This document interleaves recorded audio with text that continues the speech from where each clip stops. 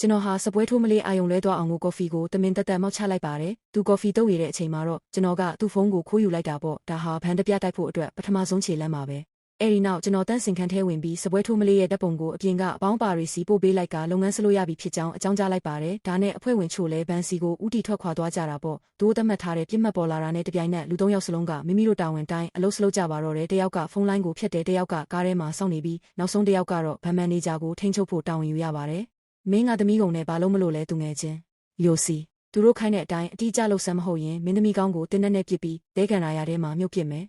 မန်နေဂျာကိုယ်တိုင်လမ်းပြပေးတာမို့သူတို့တွေဟာဘန်ထဲကိုဘသူရဲ့တားဆီးမှုမှမရှိပဲအလွယ်တကူဝင်သွားနိုင်ခဲ့ပါတယ်ပြီးတော့ကိုတုံးပြီးအနီရကင်းတစ်တာရဲ့တော့ကိုဖျက်ဆီးကအထဲကတစ်တာတွေကိုထုတ်ပြီးဒေါ်လာငွေတွေကိုအိတ်ထဲပြည့်ထည့်ကြတာပေါ့ဒါပေမဲ့မမျှော်လင့်ထားတဲ့အလှည့်ပြောင်းတစ်ခုဖြစ်ပွားခဲ့ပါတယ်ဘန်ပေါဝါမှာအဆောင်ရနေတဲ့အပေါင်းပါစီကိုရဲတွေစီတရေရောက်သွားပြီဖြစ်ကြောင်းနဲ့ရဲကားတွေလာနေပြီဖြစ်တဲ့အကြောင်းသတိပေးချက်ဝင်လာခဲ့ပါတယ်မိမတယောက်ဘန်နောက်ဖောက်ကနေထွက်ပြေးသွားတယ်